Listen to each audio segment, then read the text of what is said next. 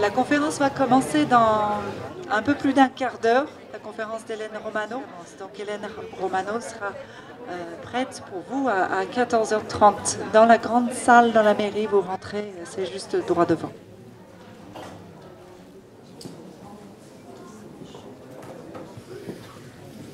Voilà, écoutez, c'est un honneur de vous avoir aujourd'hui, Madame Romano. Alors effectivement, comme je vous disais tout à l'heure, c'est un petit peu difficile de vous présenter en juste quelques petites minutes, hein, tant votre parcours professionnel est impressionnant quand on regarde la liste de vos publications, que ce soit ces 30 livres que vous avez écrits ou auxquels vous avez collaboré, ou les plus de 300 publications que vous avez faites dans des revues à tout niveau. Mais vraiment, voilà, vous êtes aujourd'hui donc psychothérapeute, dentiste, hein, spécialisé dans la prise en charge des personnes qui ont subi un traumatisme dans leur vie. Vous êtes souvent sollicité, et c'est comme ça d'ailleurs que je vous ai plusieurs fois écouté dans les médias. Alors, au nom du collectif Une fleur, une vie, je tiens à vous exprimer toute notre reconnaissance de venir participer à cette journée d'accompagnement du deuil périnatal et nous apporter votre expérience. D'autant plus que le thème que nous avons choisi pour cette année, se reconstruire, j'ai envie de dire, est un thème difficile, voire audacieux et peut-être impensable. Parce que quand on vient de perdre un bébé, eh bien on est cassé de partout. Et on ne peut même pas penser qu'on puisse un jour se reconstruire. Alors vous allez nous aider peut-être. Et en fait, avant de vous passer la parole, je voulais partager avec toute la salle quelques mots que j'ai trouvés sur votre site et qui m'ont vraiment touchée.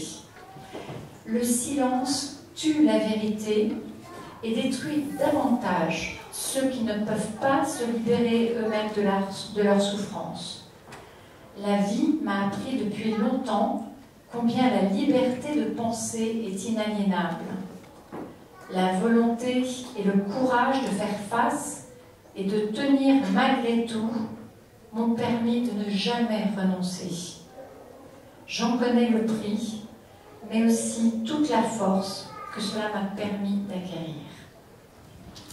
Alors, merci à vous vraiment de venir nous offrir votre force, votre volonté, votre liberté de penser. J'ai envie d'ajouter votre énergie pour mettre des mots sur cette terrible souffrance qui a encore tellement de mal à être reconnue par nos entourages, et puis nous offrir des pistes sur ce thème de la reconstruction avancée.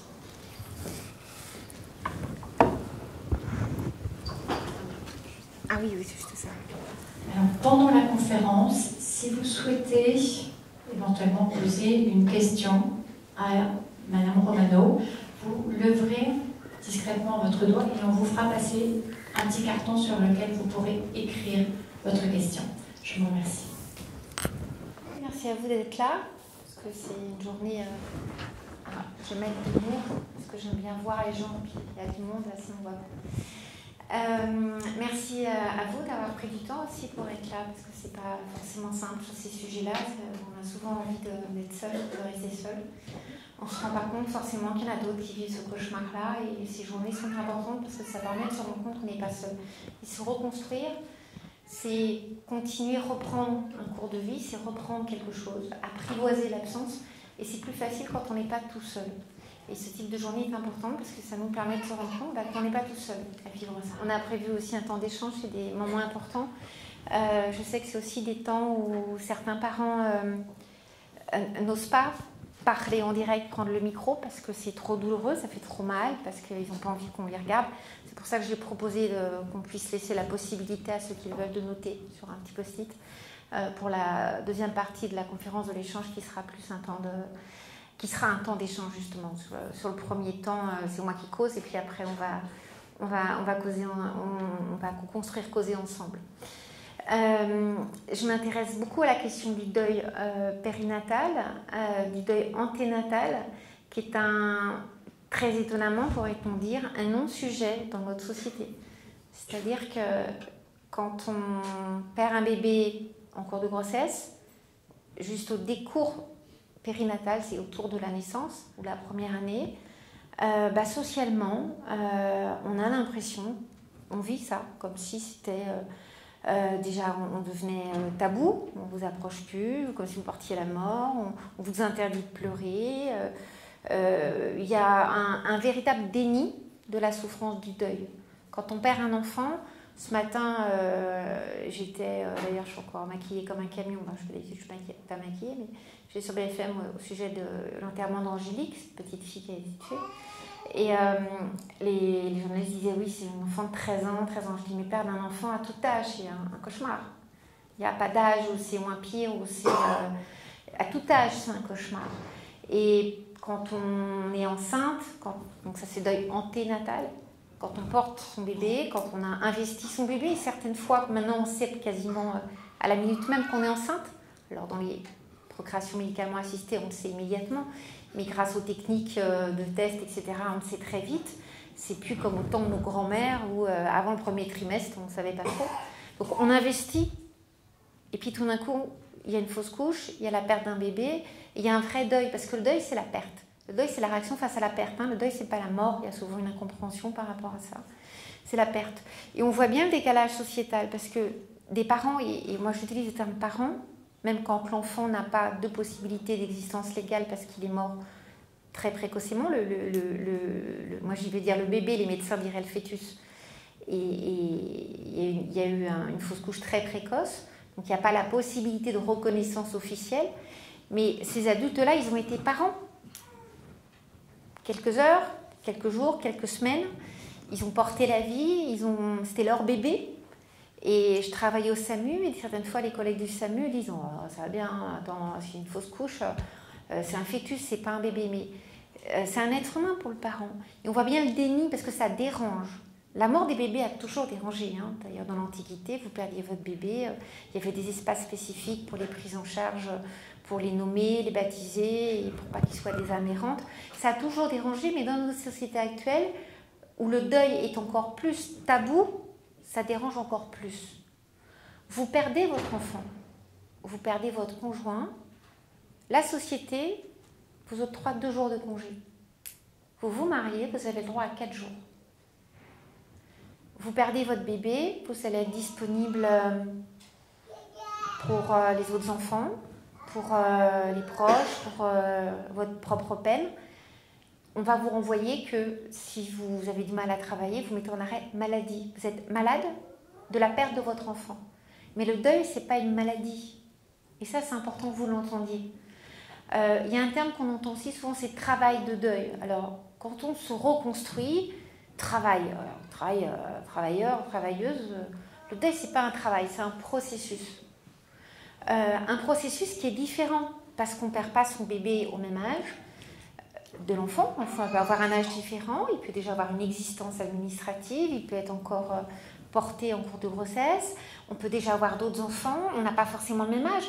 On perd un bébé à 45 ans, c'est votre premier bébé, alors l'horloge biologique fait que vous vous dites ça va être compliqué, vous perdez un 4e enfant, vous avez 30 ans, l'horloge biologique elle vous dit d'autres choses. Donc pour chacun c'est différent. Les mamans ne réagissent pas pareil que les papas. Les mamans souvent elles ont besoin d'en parler. Elles se laissent plus aller à l'émotion. Les papas, mais ça c'est très culturel. On leur dit aux petits garçons, sois un homme, pleure pas. Du coup, les hommes s'autorisent moins à pleurer, à lâcher. Ils vont surinvestir le travail, être beaucoup à l'extérieur, peu à la maison. Ça peut créer des dissensions dans le couple parce qu'on ne se comprend pas, parce qu'on a l'impression qu'on devrait vivre pareil. Et se reconstruire, c'est aussi accepter cette différence-là. Que face à ce processus de deuil qui prend du temps, deuil, c'est apprivoiser l'absence. Vous avez peut-être lu des ouvrages qui expliquent les étapes du deuil. Alors ça a été fait par des Occidentaux pour des Occidentaux. C'est pas du tout dans la réalité du quotidien dans certaines cultures. En tout cas, vous avez des cultures, quand on perd un bébé, ça va protéger les autres bébés. Donc c'est pas vécu pareil. Cette notion de on est triste, on est en colère, on n'y croit pas, après on déprime, après on accepte. Je crois pas qu'on accepte jamais la mort d'un proche qu'on aime. On apprivoise, on apprend à vivre avec. Et il y a quelque chose qui est insupportable quand on perd un bébé, c'est que c'est pas dans l'ordre des choses. La mamie de 110 ans, 215 ans, on se dit bon, elle a fait son temps, elle a une belle vie, elle a ses grands âges. quelqu'un qui est très très malade, on s'est préparé. Mais un bébé, c'est pas dans l'ordre des choses. Alors il y a des bébés qui naissent avec des pathologies graves. On dit aux parents, même in utero, des maladies très graves, on sait que le pronostic vital sera engagé. Des bébés qui ont des méningites, qui ont des pathologies très précocement, et on le sait, on se prépare psychiquement. Puis il y a des bébés qu'on va retrouver dans le lit, inanimés. Vous allez voir votre échographe et tout d'un coup il vous dit non, j'entends plus le cœur. Et on va vous apprendre que votre bébé dans votre ventre ne vit plus. Donc c'est des morts violentes psychiquement parce qu'on n'a pas pu anticiper. C'est des morts qui peuvent conduire à des réactions très différentes. Et comment est-ce qu'on fait pour se reconstruire? C'est souvent en se disant, pour chacun ça va être différent. On ne va pas avoir le même timing. Des fois les parents n'arrivent pas à être dans le même timing, ne supportent pas et vont avoir un chemin différent. Mais il faut accepter que le timing soit différent. Il faut certaines fois pas forcément trop attendre de l'extérieur, de la compréhension des autres, qui ne comprennent pas. Notre société occidentale est déjà très en difficulté face à la mort, hein, le tabou de la mort. On meurt à l'hôpital, on ne meurt plus à la maison. Enfin, c'est devenu très compliqué, la question du deuil de la mort. Il faut vite faire son deuil, il faut vite passer à autre chose. Donc en plus, quand vous perdez un bébé, là c'est le tabou des tabous, c'est vraiment pas possible. Donc se reconstruire, c'est aussi faire le deuil que tout le monde ne peut pas comprendre. Et ça c'est important parce que si vous attendez trop des autres, la compréhension des autres, vous risquez de souffrir encore davantage.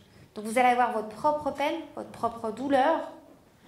Je passe sur les démarches administratives qui vous fait changer de statut quand vous êtes enceinte et vous perdez votre bébé, tout d'un coup vous n'avez plus le droit à ci, à ça. Enfin, tous les aléas qui sont très douloureux, très difficiles.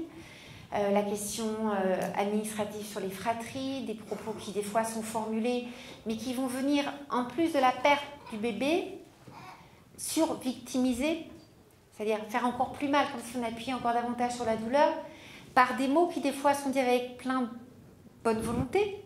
Hein, cette sage-femme qui va vous dire vous êtes jeune, vous en aurez d'autres. Elle n'en sait rien. Oh, vous avez toute la vie devant vous. Elle n'en sait rien. Ou alors des propos que j'ai pu entendre en consultation vous avez de la chance, vous en avez déjà 3. J'en ai 3 ou pas 3, j'ai perdu mon bébé, c'est un cauchemar. Donc ça aussi, c'est des mots qui peuvent blesser psychiquement. Et à un moment donné, c'est aussi important, je puisse vous dire, de vous protéger de ça.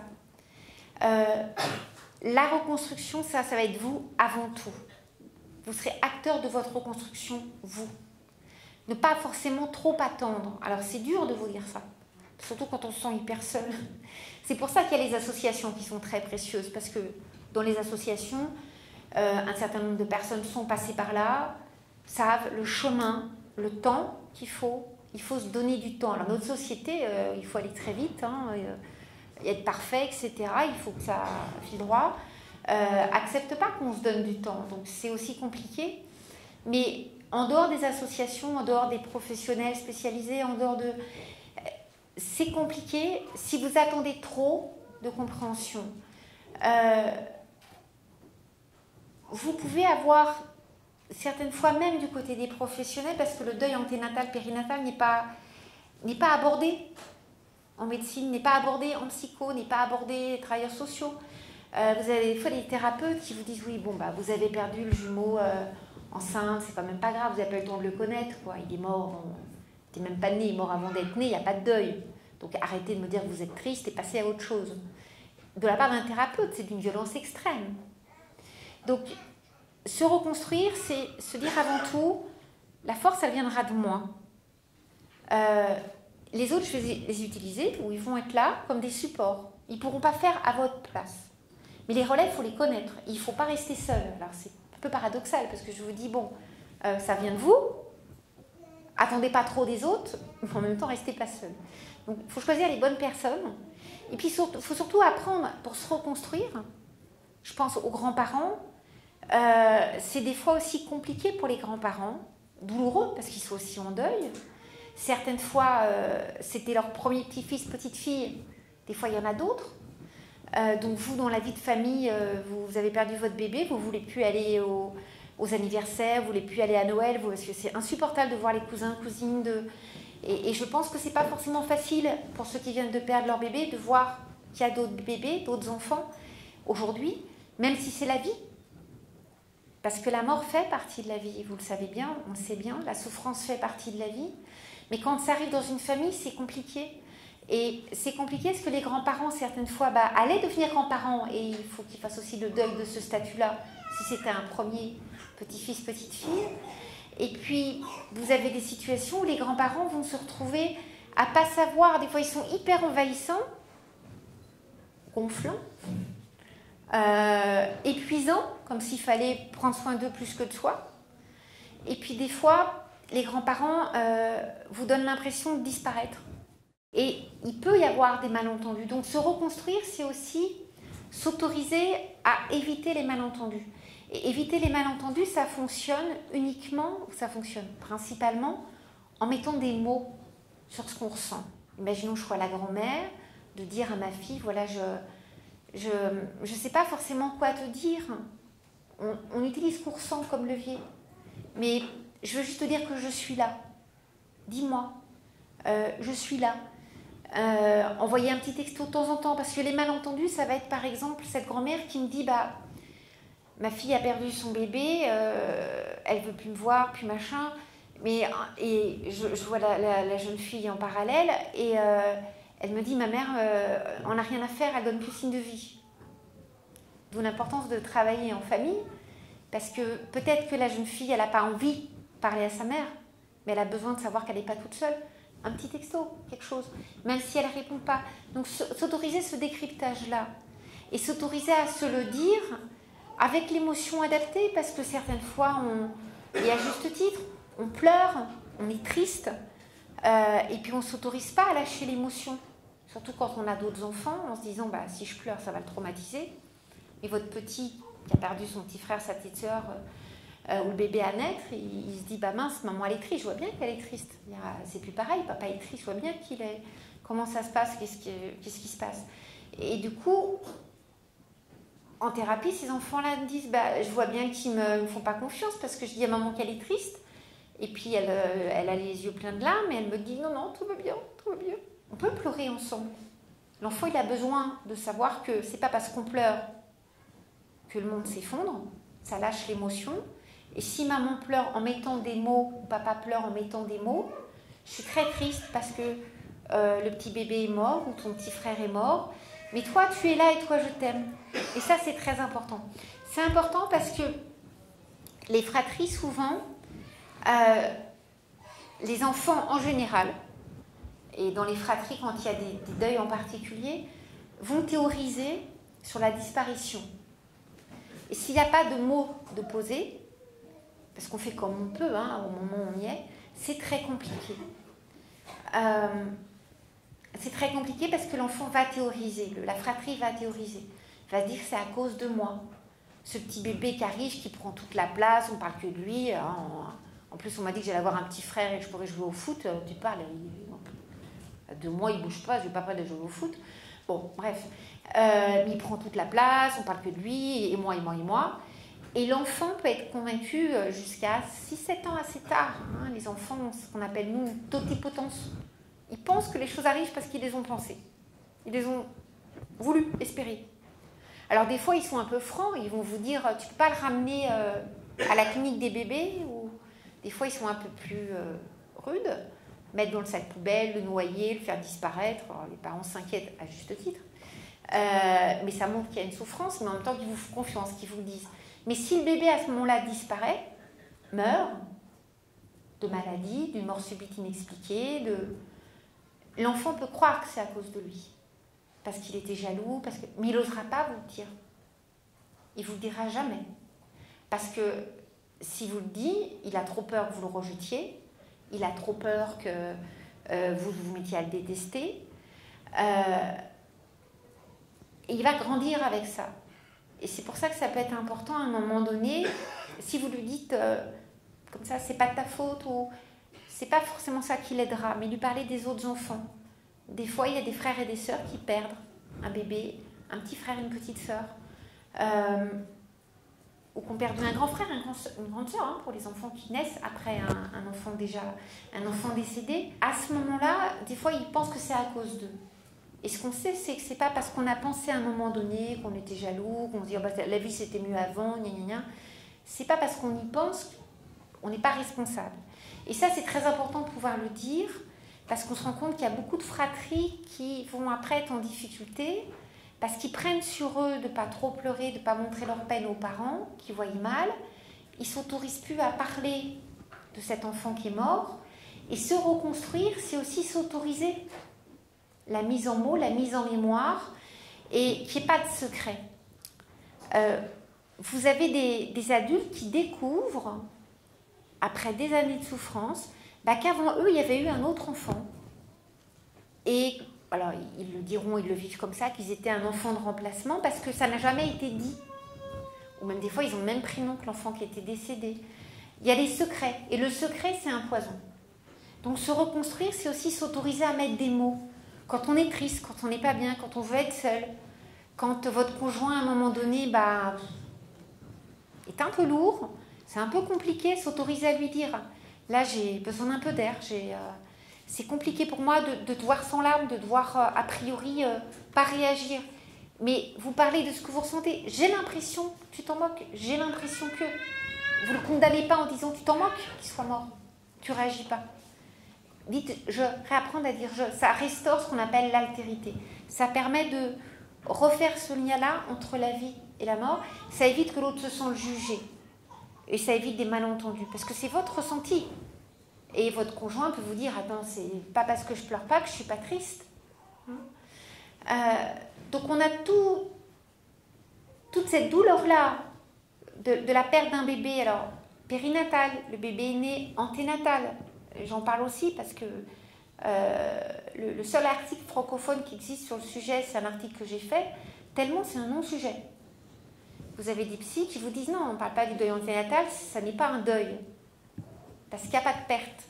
Sauf qu'en l'état actuel de la médecine, des échographies, de ce qu'on sait, bah, on porte la vie, le bébé on le voit, hein, maintenant les échos 3D on les voit vraiment, il n'y a pas le son, mais et vous perdez votre bébé, le médecin vous dira un fœtus, mais vous perdez votre bébé, c'est un vrai deuil au sens psychique du terme, de perte.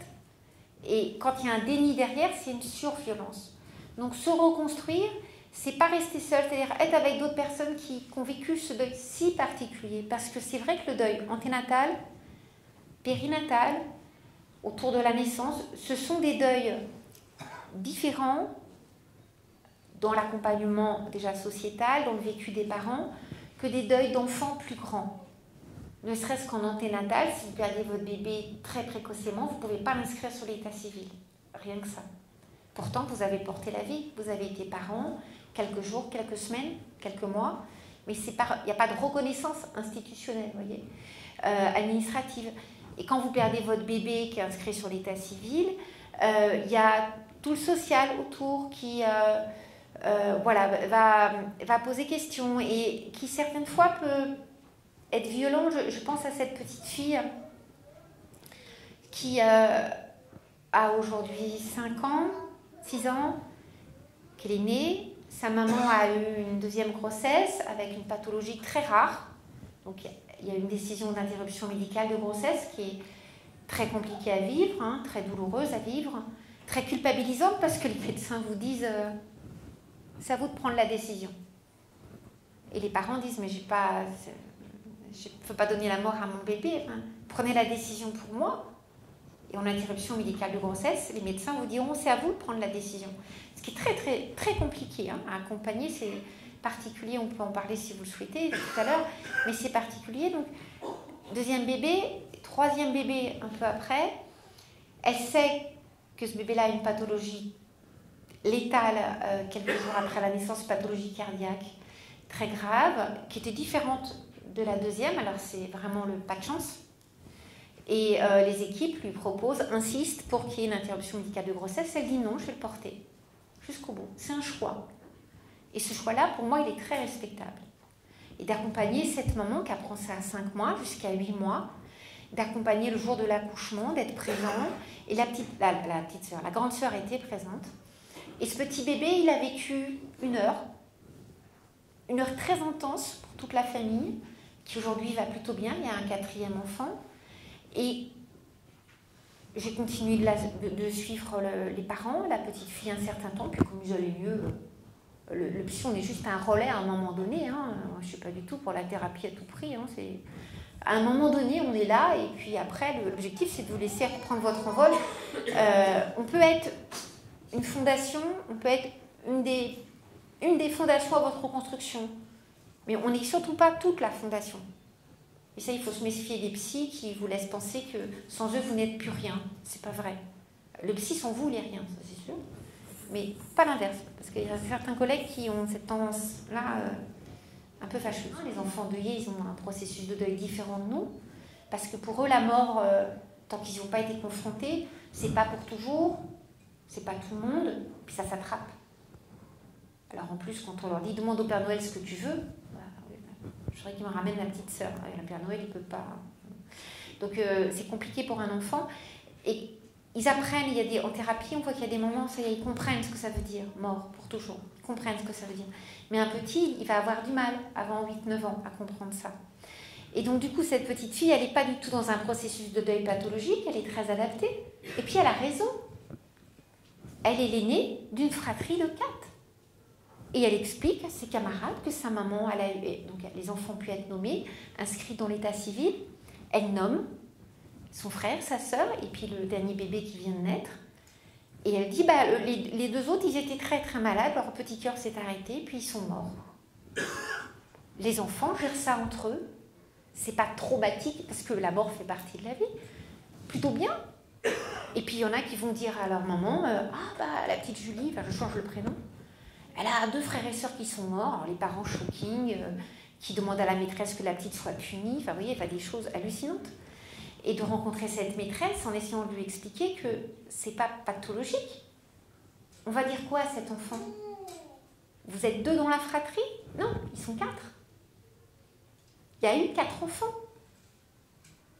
On a des fois des enfants même plus grands, ils perdent un grand frère, une grande sœur, l'année suivante au collège, composition de la fratrie, et en consultation, ils disent, qu'est-ce que je marque?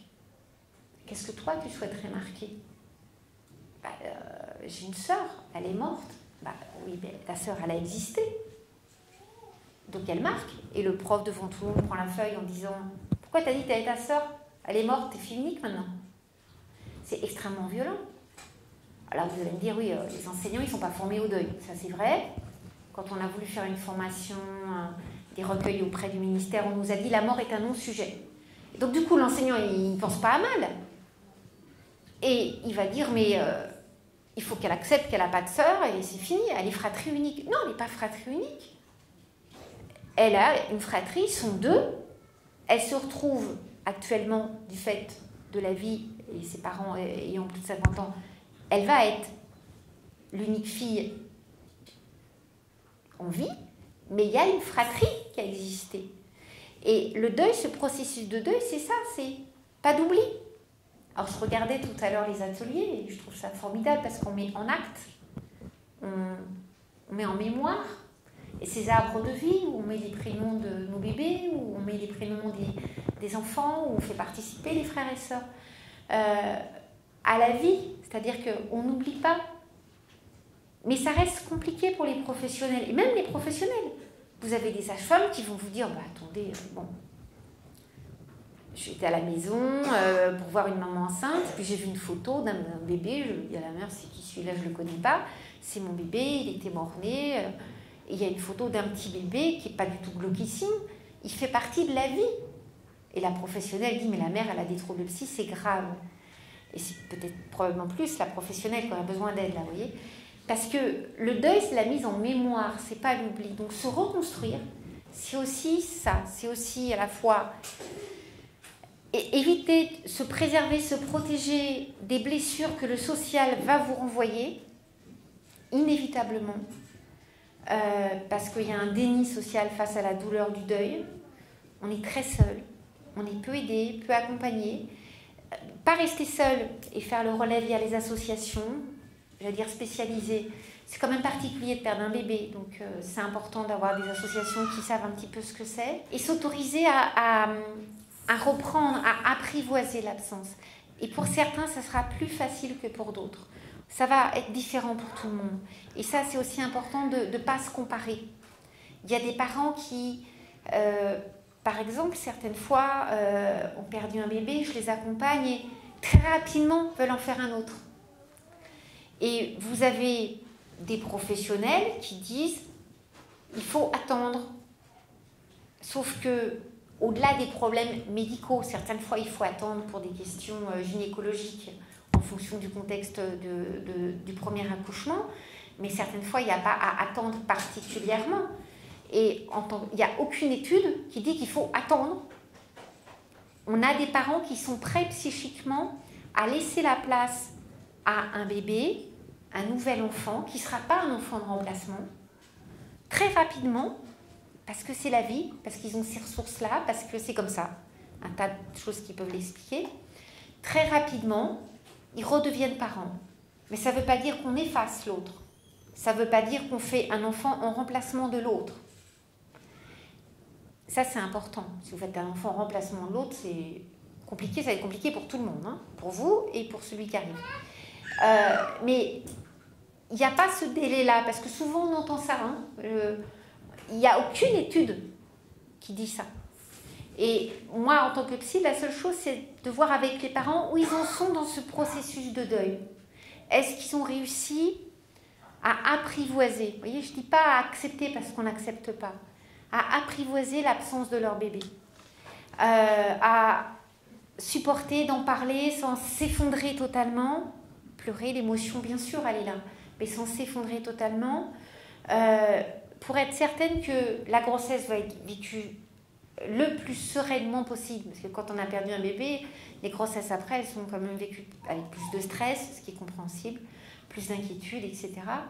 Donc, je vais mettre le plus sereinement possible, et que l'enfant qui arrive, il soit un enfant qui ne soit pas un enfant pansement, pas un enfant de remplacement, qu'il ait sa place à lui, et que dans l'histoire familiale, il sache qu'avant lui, il y a eu un grand, il y a eu un autre enfant, qu'il n'y ait pas de secret, pas de mensonge. Si les parents ont bien avancé par rapport à ça, et certains avancent vite parce qu'ils ont des ressources, parce que psychiques, parce qu'ils ont élaboré les choses différemment, parce qu'ils sont très soutenus, pour un tas de raisons. Vous parliez tout à l'heure de casser, d'être fracturé. Il y a des fractures qui se restaurent plus ou moins facilement. Et puis, des fois, il y a des parents, 10-15 ans plus tard, ils n'y arrivent pas. Dans leur processus de deuil, c'est toujours bloqué, c'est toujours compliqué. Et on sait qu'à ce moment-là, décider de faire un bébé en remplacement, ça va être très compliqué pour le bébé à naître et pour le parent. Donc ça fait aussi partie des choses de se reconstruire, se projeter dans la vie, j'allais dire accepter de vivre, accepter la vie, et dans la vie il y a la mort. C'est compliqué. Parce que socialement, on ne laisse pas de place au deuil périnatal. On ne veut pas en entendre parler. On vous le reproche. On vous dit, bon, tu l'as à peine connu, passe à autre chose, hop, hop, hop. Ça vous stigmatise dans la famille, les amis. Ça vous isole certaines fois. Vous avez des amis qui ont des enfants de l'âge qui étaient enceintes en même temps que vous. Après, vous n'osez plus les voir parce que c'est insupportable. Alors, si après, vous avez un bébé, ça peut être une façon de se reconstruire. Mais il y a d'autres façons de se reconstruire. Pas forcément en ayant un autre bébé. En apprivoisant l'absence, c'est aussi une façon de se reconstruire psychiquement. Et ce qui est probablement compliqué, c'est que dans notre société, on idéalise beaucoup la maternité. On idéalise beaucoup le fait d'être parent, d'avoir un bébé, d'avoir... en plus, on en a de moins en moins, donc il faut qu'il soit parfait. On idéalise beaucoup. Souvent, on se met en couple un peu plus tardivement, on décide d'un enfant un peu plus tardivement, donc l'horloge biologique, on a un petit peu moins de temps pour faire des bébés, en tout cas pour les femmes, parce que messieurs, nous n'avons pas la même horloge biologique que vous. Donc, on a une pression sociale très forte. Et quand vous parlez, par exemple, à des femmes qui ont 60 ans, donc là, on est à peu près sûr qu'elles sont ménopausées, ce qui n'est pas un gros mot, et qui ont décidé de ne pas faire d'enfants. Parce que l'homme de 60 ans qui ne veut pas d'enfant, on ne le regarde pas pareil. Parce qu'on sait que jusqu'à un certain âge, il peut être papa. Mais la femme qui a 60 ans, qui affirme, qui dit non, moi ma vie, elle est réussie. J'ai une belle vie, je suis heureuse, j'ai des projets, je fais des choses, je suis utile, je vis. Je vis. Avec ces petits moments de bonheur, ces petites bulles d'oxygène qui vous permettent de vivre, mais sans enfant. En France, ce n'est pas le cas dans les pays nordiques par exemple, c'est très tabou. Et il y a un regard sociétal un peu suspicieux, genre, elle ose pas dire, ou elle est égoïste, ou c'est mal vu. C'est mal vu. On peut réussir sa vie sans avoir d'enfant. On peut réussir à vivre sans avoir d'enfant. Un enfant, c'est des fois un vrai projet de vie. Et certaines fois, il va falloir, dans la reconstruction qu'on fait personnellement, c'est des fois un double deuil, on a perdu son bébé, et puis du fait de l'âge, du fait d'un tas de choses, ou parce qu'on ne veut surtout pas revivre ce cauchemar-là, on dit non, termine. Et des fois, c'est un deuxième deuil de perte de la famille idéale ou des rêves qu'on avait construits. Se reconstruire, c'est aussi accepter que la vie, elle passe par les enfants, mais elle passe aussi par vous, par plein d'autres choses, par ce que vous apportez aux autres, par vos qualités, par ce que vous transmettez, par ce que vous pouvez donner à l'un, à l'autre, dans vos métiers, dans votre vie quotidienne, dans votre vie sociale. C'est aussi ça, la vie. Donc se reconstruire, c'est souvent tout un travail de s'accepter soi-même et d'être acteur de sa vie. Ça, c'est pas simple. C'est le travail de toute une vie, j'allais dire. C'est pas simple, mais c'est ça qui vous aidera. Donc, se reconstruire avec cette idée de, oui, on peut vivre, reprendre la vie, une vie différente, une vie nécessairement différente, une vie qui ne sera pas celle qu'elle aurait été si on n'avait pas perdu notre bébé, comme une vie qui sera différente si on n'avait pas eu cet accident, si on n'avait pas vécu ce viol, si on n'avait pas vécu cette agression. Tous les traumatismes de vie, la vie, elle fait qu'elle est différente. Mais aussi quand on a vécu des grands bonheurs. Votre vie, elle est forcément différente si vous êtes amoureux que si vous ne l'êtes pas, si vous êtes avec un compagnon qui vous aime que si vous êtes tout seul, si vous avez réussi vos études ou si vous n'avez pas réussi. La vie, il y a des vies. Et se reconstruire, c'est aussi accepter ça. Et c'est se préserver, se protéger du jugement et du regard des autres. Pour accompagner beaucoup de parents dans des contextes de deuil anténatal, dans des contextes de deuil périnatal, pour accompagner beaucoup de fratries endeuillées, je sais à quel point le regard social, il est rude, il est dur. Je pense à la maman dont je vous parlais tout à l'heure, quand elle a repris son travail, elle a été mise de côté par les collègues, comme si elle portait la mort, comme si elle était taboue, comme si, voilà. Puis quand elle a eu son 4e enfant, elle a eu des courriers anonymes, elle a entendu des choses. C'est quand même trop rapide, c'est une forme de honte. Et... En fait, ça ne va jamais. Donc au final, vivez pour vous, soyez acteur de votre vie, n'attendez pas forcément trop des gens qui ne peuvent pas comprendre, restez pas seul par rapport à ce que vous vivez. Les associations là spécialisées sont vraiment des ressources très importantes. Et vous voyez, vous n'êtes pas seul. C'est très important de le savoir. Acceptez d'en parler, c'est pas évident. De mettre des mots sur vos émotions par rapport à vos enfants, par rapport à vos parents, pour les grands-parents, puis quand vous êtes grands-parents aussi, par rapport à vos enfants qui ont perdu leur petit. Parce que pour chacun, c'est difficile. Et il y a ce problème d'ajustement. Et éviter les malentendus. Quand on est grands-parents, par exemple, vous avez 3 enfants, et puis un de vos 3 enfants vient de perdre son bébé, il y a Noël qui approche, Noël c'est la fête familiale, alors qu'est-ce que c'est douloureux les fêtes familiales, qu'est-ce que c'est insupportable et compliqué, et là vous dites non, moi j'y viens pas, et il faut l'accepter, il faut le comprendre, pas forcer, pensez à vous, soyez un peu égoïste certaines fois. Et c'est important de vous le dire, parce que souvent les gens deuillés vont essayer de faire attention aux autres plus qu'à eux-mêmes. Hein. Donc ils portent leur deuil et puis ils vont essayer de faire attention aux grands-parents, faire plaisir quand même, puis supporter de voir les autres qui ont leur bébé, ce qui est juste insupportable. Donc c'est aussi important ça, à la fois d'être, quand je dis acteur de votre vie, c'est, alors le mot égoïste il est très péjoratif et il est mal vécu, mais c'est cette idée d'être centré aussi sur vous. La priorité, ça va être vous pour vous reconstruire.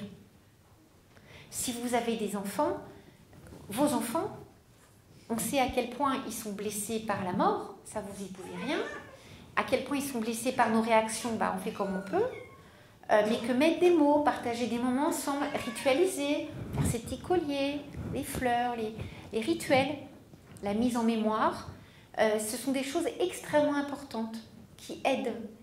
Et puis comprendre que votre petit bout de chou, il n'a peut-être pas la même réaction que vous, parce que lui, il n'a pas la capacité physiologique d'être triste longtemps, parce que lui, il a ses préoccupations d'enfant, il a son match de foot.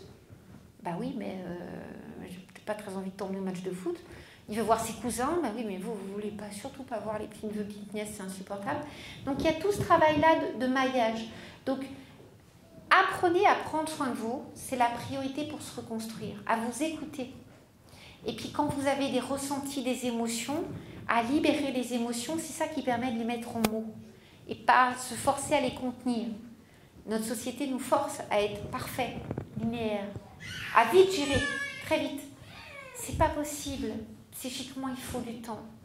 Et souvent, si on veut éviter les malentendus dans les familles, avec les parents, les frères et sœurs qui ont des enfants, les neveux, les nièces, c'est important de pouvoir dire et de pouvoir nommer. C'est fondamental de nommer.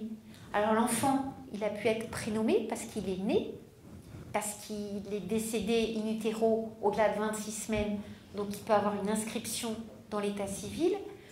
Une fausse couche très précoce, on n'a pas forcément non plus la possibilité d'avoir le sexe de l'enfant, mais il y a un bébé qui a existé. On peut très bien dire aux neveux et nièces que Tati, elle vient pas à Noël parce qu'elle attendait un bébé et que son bébé, son petit cœur s'est arrêté, il est mort, il n'a pas pu vivre.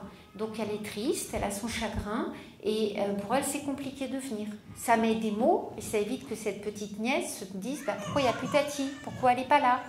Puis la prochaine fois où elle verra sa Tati, il est où ton ventre? Il est passé où ton bébé? Vous voyez, ça c'est important de nommer. Donc ce que je vous propose pour qu'on puisse échanger, c'est peut-être de m'arrêter là pour qu'on puisse vraiment avoir un temps d'échange. Alors il y a des feuilles jaunes qui vont circuler pour ceux qui préfèrent écrire. Parce que se reconstruire, chacun va se reconstruire différemment. Vous êtes tous là différents, des âges différents, des sexes différents, des histoires de vie différentes. Pour chacun, ça sera différent. Le lien commun, c'est de penser à vous, de vous autoriser à vivre, de se dire que si vous n'êtes plus là, il n'y a plus la mémoire de votre bébé, vous êtes le porteur de mémoire de ce bébé-là aussi, parce qu'il y a des parents qui des fois se disent « moi je ne veux plus vivre, j'arrête tout, c'est trop douloureux ». Oui, mais si vous n'êtes plus là, il n'y aura plus personne pour la mémoire de votre bébé. Ce travail de mise en mémoire, il est important. Des fois, on fait des lettres à son bébé, des fois, on fait un petit cahier, un livre. Enfin, chacun va faire différemment.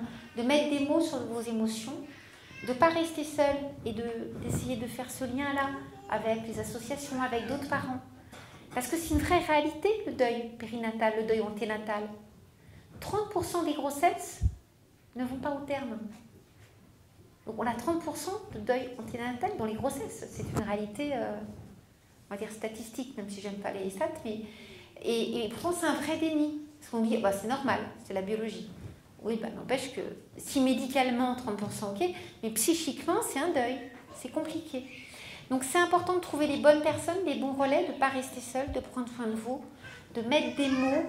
Et c'est en mettant des mots sur ces émotions, en mettant en place des rituels, qu'on arrivera à tisser ce lien-là de cette rive vécue, de la mort, de la perte de son bébé, à une rive de la vie, ou peut-être il y aura d'autres enfants, peut-être pas, mais au moins vous aurez une vie, j'allais dire utile, vivre utilement, donner du sens à sa vie. Mais la mort d'un bébé, c'est toujours inattendu. il n'y a pas de mort attendue, sauf mamie qui a 190 ans, ou peut-être pas 110 ans, qui est très très très âgée. On va y aller, on y arrive. Mais qui est très très âgée. La mort d'un enfant, c'est toujours une mort violente, inattendue. Des fois, on est là, des fois, on découvre le corps, des fois, on l'apprend parce qu'il est mort chez la nounou, des fois, il est mort à l'hôpital, des fois. C'est toujours une mort indicible, insupportable, inintelligible, qui nous met tout d'un coup face au néant, face à la réalité de la vie. C'est que la mort, ça fait partie de la vie. Et dans cette épreuve, qui est une véritable épreuve, dont j'ai tout à fait notion, je voudrais juste vous transmettre qu'on peut la dépasser, qu'on y arrive, si on s'autorise à libérer ses émotions, à mettre des mots dessus, si on évite de rester seul, si on s'autorise à parler, à trouver les bonnes personnes, et surtout à ne pas rester malmené, maltraité. Si quelqu'un vous dit quelque chose d'insupportable, il faut lui dire. La sage-femme qui vous dit vous êtes jeune, vous en aurez d'autres. Ou le médecin qui vous dit ah oui, le jumeau qui est mort, bon, il va s'écraser, ça va faire un pain d'épices. Il faut lui dire non mais vous réalisez ce que vous me dites là? C'est insupportable, vous ne pouvez pas me dire une chose pareille. Il faut dire les choses. C'est très important. Et dans les couples, je pense que c'est aussi important de vous le dire parce qu'on est tellement différents hommes-femmes. Déjà de nature, physiologiquement on est différents. On est tellement différents dans la façon de gérer nos émotions que c'est important de se dire, même si on finit par se séparer, on a été parents à un moment donné de ce bébé qui n'a pas vécu, mais on a été parents. C'est important de se dire, je te trouve triste ou j'ai l'impression que tu n'es pas triste. Parce que si on ne dit pas, c'est comme un poison. Et ça fait un peu des bombes à retardement. Et après des reproches, des critiques, puis après ça explose et c'est très compliqué.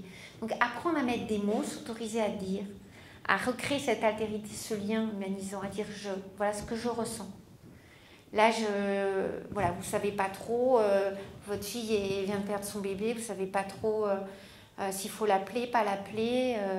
Mettez-lui un texto, je ne sais pas si tu souhaites que je t'appelle pas, mais je suis là. Juste ça.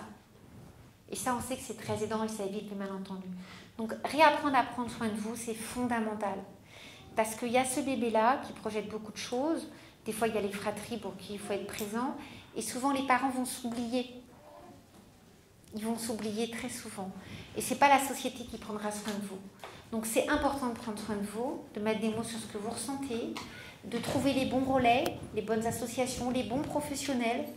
Et si vous tombez sur un professionnel qui vous culpabilise ou qui vous dit non, mais bon, de toute façon, vous avez eu à peine le temps de le connaître, c'est pas bien grave, vous changez surtout très très vite de psy, parce que s'il n'est pas capable de comprendre ça, il ne pourra pas vous aider à avancer. Voilà ce que j'avais envie de vous dire. Là, on reconstruit, on passe sa vie à construire. La vie, c'est un duplo, c'est un cap plat constant. C'est ça. Et des fois, quand on regarde, on se dit « Ah mince, c'est pas tout à fait ce que j'aurais souhaité, mais bon. » Mais on est acteur de sa vie, acteur de ses choix. Le deuil, ça fait que c'est un temps suspendu qui fait qu'on est dépossédé de sa vie. On se sent très coupable, on se dit « Mais c'est pas juste. Pourquoi ça m'arrive à moi? Pourquoi ça nous arrive? C'est pas juste. » Bien sûr que c'est pas juste. Et comment on va faire face à cette injustice-là? Quel sens on va lui donner? Comment on va s'autoriser à continuer de vivre? En donnant du sens à tout ça, en mettant des mots sur des émotions, en mettant en mémoire les parents qu'on pu mettre, parce que tous n'ont probablement pas pu mettre des mots, le prénom de leur enfant sur l'arbre de vie, comme vous l'avez appelé, l'arbre de vie à l'entrée, mais la mise en mémoire, des fois on a besoin, dans la tête ça suffit, donc pour chacun c'est différent, c'est extrêmement important. Donc mettre en mémoire ce bébé qui est mort, c'est pas du tout pathologique, lui permettre de vivre, de continuer de vivre dans la mémoire des vivants, c'est aussi ça la vie et c'est extrêmement important. Donc prenez soin de vous. La vie, c'est un long chemin. Pour certains, il sera très court, pour d'autres, il sera plus long, on ne sait pas à l'avance. C'est un chemin où il y a beaucoup de bonheur, où il y a de la solidarité, vous voyez, là, il y a de la solidarité qui existe aussi. Il y a de la compréhension. Il y a des fois des choses très violentes qui peuvent être dites. Il faut se protéger aussi. Il faut apprendre à se protéger par rapport à ça. Et prendre les moments de bonheur quand ils sont là. Se reconstruire, c'est aussi ça, comme des petites bulles d'oxygène. S'autoriser, vous avez perdu votre bébé et puis vous avez besoin de sortir, vous allez rigoler. Et certaines fois, moi je vois mes patients qui me disent « Oh là là, j'ai honte parce que qu'est-ce que j'ai pu rire cette soirée-là » Il n'y a pas à avoir honte d'avoir rigolé, d'avoir vivre. On a le droit d'avoir de l'émotion positive. Les pleurs, c'est aussi de l'émotion positive, l'émotion qui se libère, c'est de l'émotion positive. Donc prenez soin de vous, c'est vraiment ce que j'ai envie de vous dire. Et puis on va prendre le temps maintenant pour échanger. Je vois qu'il y a des questions, donc on va pouvoir les reprendre. Un grand merci, je pense qu'on peut dire qu'il y a beaucoup de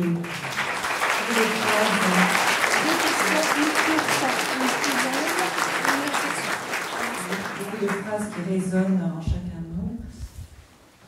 On va procéder, donc il y a quelques questions déjà. Pour l'instant, il y a 2 questions et une réflexion.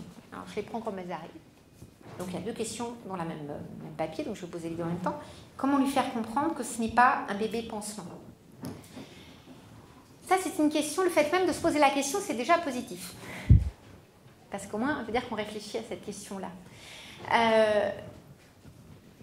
Parler de la vie, l'enfant qui arrive après, c'est important, même in utero, parce que souvent, vous allez avoir les dates qui coïncident. Vous apprenez que vous êtes enceinte à la date commémorative du décès de votre bébé. Première échographie, c'est à la date de... Il y a des choses en résonance, des fois très surprenantes. Très étonnantes. Alors, on peut dire après, c'est de l'interprétation, mais c'est quand même assez fréquent. De pouvoir dire à ce bébé-là qu'il est là parce qu'on l'a voulu. Parce qu'on voulait un bébé. Parce qu'on avait décidé d'avoir un bébé. Il n'est pas là pour remplacer l'autre. Il est là parce qu'on voulait redonner la vie. Et il y a eu un autre bébé avant lui. Alors, soit il est mort très précocement, soit il a pu être nommé. S'il a pu être nommé, inscrit dans l'état civil, on le nomme. On a eu un bébé, et très précocement, on peut le dire. Et les mamans enceintes ou les mamans, les papas, les mamans avec un bébé qui certaines fois n'arrivent pas, ce qu'on appelle ça les trous d'attachement, ils n'arrivent pas à être disponibles avec leur enfant, ils n'arrivent pas à l'allaiter, à lui donner à boire, c'est compliqué. Et pouvoir simplement lui dire, tu sais, avant toi, il y a eu un autre enfant, on a eu un autre bébé. Il s'appelait, et puis on va donner le prénom de l'enfant. Et puis son petit cœur s'est arrêté de vivre. Et puis il est mort. Et puis on a décidé avec papa, ou avec maman, ou les deux, ça dépend qui parle, d'avoir un autre bébé. Parce que pour nous, c'était important d'avoir un autre bébé, mais pour lui-même. Ce qui est compliqué pour les enfants qui arrivent après, c'est quand on leur fait porter le poids. Je vais vous donner un exemple qui est rude, mais qui est un exemple pour vous montrer un enfant de remplacement, c'est quoi? C'est un enfant qui est là pour réparer le parent. Et une petite fille que je vois aux urgences, parce qu'elle s'était défenestrée de 6 étages à 6 ans. Elle était de la 2e de la famille, puis elle avait une forme de camée comme ça. Et on l'ouvrait, il y avait la photo du grand frère, qui était un bébé décédé à 1 mois. Et quand elle partait à l'école, la maman disait « Fais attention à ton frère ». Une maman qui était dans un deuil pathologique. Hein. Elle embrassait le camé, bonne journée en prénommant le fils, bonne journée à toi. Et puis un jour, la petite, elle a perdu le camé. Et la mère lui a dit, tu l'as tué, une 2e fois. Alors là, ça aide pas. Hein. Alors, comment aider son enfant qui arrive après, ou l'enfant qui est avant? C'est lui laisser sa place dans la fratrie. C'est pas l'aîné. Et éviter, parce que certaines fois, être parent, c'est une formidable aventure. Mais bon, des fois, c'est pas les bisounours non plus. Hein. Pas simple. Mais c'est pour toute la vie. Hein, il y a une maman qui me disait dernièrement, avec un grand qui avait fait quelque chose de très grave, oh, vous êtes en train de me dire, j'en ai pris pour perpète. Et oui. Hein, tout à l'heure, j'entendais l'atelier. Non, là, c'est la place pour les adultes. Là, c'est les enfants. Mais on est tous enfants. Bah, sinon, on ne serait pas là. On n'est pas tous parents, on est tous enfants. Et ça, au moins, c'est un point commun. Et on est tous enfants, et se construire en tant qu'enfant, c'est avoir sa place à soi. Et on sait très bien que si on est là en remplacement, Si ah, tu ressembles à ta sœur, ou tu ne devrais pas pleurer parce que si ta sœur était là, ou tu devrais faire... L'enfant, il a le droit d'exister pour lui-même. Et l'enfant de remplacement, c'est celui qui va être là pour réparer quelque chose, pour faire à la place de... Et c'est très compliqué à ce moment-là. Donc, comment on l'accompagne au mieux? En lui parlant de l'histoire familiale, en prenant un prénom qui n'est pas trop proche, et surtout pas le même que l'enfant décédé, parce que sinon, la confusion, elle va être compliquée. Et puis, en lui permettant de grandir sans lui faire porter ce poids-là de... Oui, bah, ton grand frère, lui, au moins... Bah, compliqué. En permanence, on nous rappelle la mort de l'autre et du coup, oui, on se pense responsable ou pas assez bien par rapport à celui qui est mort. Donc, on n'idéalise pas non plus l'enfant qui est mort. Il fait partie de la vie et c'est ça qui permet à l'autre enfant qui arrive de ne pas être cet enfant pansement. L'enfant pansement, ça existe, hein, mais ce sont des parents qui souvent vont donner le même prénom. Alors, en plus, quand c'est une fille après une fille, le même prénom et qui vont dire à l'enfant en permanence j'ai besoin de toi pour vivre, si t'es pas là, je meurs, tu es là pour remplacer ton... Et qui vont me dire des fois. Alors, il faut les accompagner, les aider pour avoir un autre discours, parce que ça peut devenir très compliqué. Mais comment on accompagne au mieux? En permettant que dans la fratrie, dans l'arbre de vie de la famille, il n'y ait pas de case vide, il n'y ait pas de mensonge, il n'y ait pas de secret, et que cet enfant qui arrive, on l'accueille pour ce qu'il est. Et quand on est parent... on a toujours ce processus à faire, là pour le coup travail, parce que des fois c'est rude, entre l'enfant rêvé et l'enfant de la réalité. Vous espériez un footeux formidable, etc. Votre garçon va faire de la danse. Ou l'inverse, ce qui est plus fréquent, mais voilà, il faut s'adapter en permanence. Vous espériez qu'il soit très bon élève, il n'est pas premier de la classe. On veut le meilleur pour son enfant. Mais être parent, c'est pouvoir protéger, sécuriser, valoriser son enfant. Et l'enfant, il y a cette espèce de pacte secret, entre guillemets. Secret, c'est pas le bon terme. Si on dit dénégatif, mais ce pacte inconscient, que ce soit plus accessible. L'enfant, il sait que toute sa vie, il pourra compter sur son parent. Ça, c'est être un papa, une maman. Sinon, on est un père, une mère. C'est assez facile sur l'état civil, sauf quand on a des problèmes de fertilité. Être père-mère, c'est pas très compliqué. Être parent, c'est pas simple. C'est une aventure. C'est-à-dire, votre enfant va vous dire « je t'aime plus », faut pas lui dire « moi non plus ». Hein. Alors, si vous l'avez dit une fois, vous le redites plus. Hein. Parce que c'est être là et c'est tenir. C'est savoir dire non. C'est poser un cadre. C'est être là dans la peine et pas que là pour les moments rigolos, festifs. C'est aussi ça, être parent. Et c'est tout un... C'est pas simple parce qu'il y a... En effet, quand vous perdez votre bébé, il faut être disponible pour l'autre enfant s'il est déjà là, puis s'il y en a un autre qui arrive derrière, sans lui faire porter ça. Et si vous êtes triste, vous avez des parents en maternité qui s'effondrent à la naissance du deuxième enfant, parce que c'est trop insupportable. Et alors, les mots maladroits, vous devriez être heureuse, il va bien, la vie reprend, les grands-parents, les amis qui viennent, mais c'est du bonheur, allez, on va vite oublier. On n'oublie pas, on n'oublie jamais la mort de son enfant, jamais. On apprivoise, on apprend à vivre avec. C'est ça, se reconstruire. Et c'est s'autoriser à avancer. Et cet enfant-là, on peut lui dire, voilà, je pleure, je suis triste, parce que tu sais, je pense à ton grand frère. Alors, moi, quand je parle au bébé, des fois, on me dit, Romano est complètement à l'ouest. Mais le fait de parler au bébé, bien sûr que le bébé de la maternité, là, il n'a pas les neurones, il n'a pas le cerveau d'un adulte, donc il ne comprend rien comme un enfant plus grand. Mais le fait de lui dire, fait qu'il n'y a pas le secret. Vous êtes enceinte, vous portez la vie encore, vous avez perdu un bébé avant, vous êtes hyper stressé, angoissé, c'est compliqué, c'est douloureux, dites-le à votre bébé. Mettez des mots. Alors, vous allez me dire, non, en plus, une hétéro, il entend encore moins. Mais il n'y a pas le secret, il n'y a pas le mensonge. Et ça permet de se libérer de l'émotion et pas de la garder pour soi. Donc, on a le droit, des fois, de craquer. On a le droit de pleurer parce que ce petit bébé qui est là, il nous rappelle celui qui n'est plus là. On a le droit d'être inquiet. On a des parents aux urgences, c'est des abonnés, c'est tapis rouge. Hein. Parce que quand ils ont perdu un bébé de mort subite, Et dès que le bébé a un rot de travers, dès qu'il y a un pic de fièvre, tout de suite il débarque. Il faut l'accepter, il faut le comprendre. Il ne faut pas juger négativement. Il faut pouvoir accompagner ça. Et donc c'est important de pouvoir le dire à ce bébé-là, si on ne veut pas qu'il soit un bébé de remplacement, pouvoir mettre des mots. Voilà. Je suis inquiète, je suis soucieuse, mais bon, tu es là, je suis là, et ça va aller, on va avancer. Faut-il passer par le désespoir et l'effondrement pour traverser le deuil? Alors le deuil, c'est la réaction face à la perte. On est en deuil toute sa vie, vous allez me dire. Là, ça va plomber l'ambiance, mais les pertes, il y en a tout le temps. Le petit bout de chou là, qui marche à quatre pattes, qui va se mettre debout, il va perdre son statut de quatre pattes. C'est une forme de deuil. S'il y a un autre bébé qui arrive, il faut laisser la place, forme de deuil. Vous perdez, vous quittez un conjoint, vous changez de travail, c'est une forme de deuil. Vous déménagez. On sait qu'il y a des déménagements très douloureux. C'est une forme de deuil, la perte. Et je disais tout à l'heure, dans la classification, vous avez cette classification faite par des occidentaux pour des occidentaux, de désespoir, de grande tristesse, de grande colère, de grand d'effondrement. Mais ce n'est pas automatique. C'est pas automatique.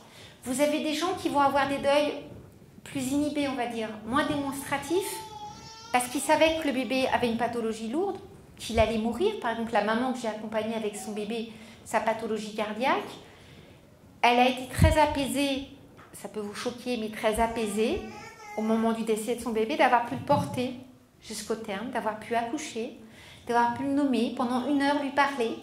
Elle a été très présente. C'était très différent que si elle était venue à la maternité avec tous les habits, les affaires du bébé, elle repart sans rien. Parce que psychiquement, elle s'était préparée. Donc elle n'a pas eu l'effondrement qu'aurait eu une maman dans un autre contexte. Mais ça ne veut pas dire qu'elle n'est pas triste. La tristesse, elle n'est pas à la hauteur des manifestations visibles. Et les enfants souvent disent « je pleure à l'intérieur ». Ce n'est pas forcément les gens qui vont hurler, crier, qui sont les plus en souffrance. Des fois, et je disais, les papas, souvent, ils prennent sur eux, mais à l'intérieur, qu'est-ce qu'ils souffrent? Mais ils ne s'autorisent pas, pareil, à exprimer. Donc, la phase de désespoir, elle est très différente. Selon le contexte du décès, un bébé en bonne santé, qu'on retrouve mort dans son berceau après la sieste, et en plus, à l'autopsie, on nous dit qu'on ne sait pas. En l'état actuel des connaissances, c'est très important. En l'état actuel des connaissances, on ne sait pas de quoi est mort votre bébé, c'est insupportable. Parce qu'on a besoin de savoir. Qu'on nous dise, il y a une pathologie cardiaque pas connue, il y a un accident vasculaire cérébral, on a besoin de savoir. Et on devrait être attentif aux parents à leur dire en l'état actuel. Parce que pas savoir, c'est une souffrance atroce, parce que ça laisse dans le vide. On se sent très impuissant. Mais en l'état actuel, il y a des décès, on ne sait pas. Donc il faut aussi pouvoir accompagner ça. Donc dans certains cas, le fait de savoir, ça permet d'avancer, de se reconstruire. Et le fait de ne pas savoir, c'est encore plus difficile. Donc chacun aura une phase différente par rapport à son deuil. Et l'idée, c'est pas de comparer.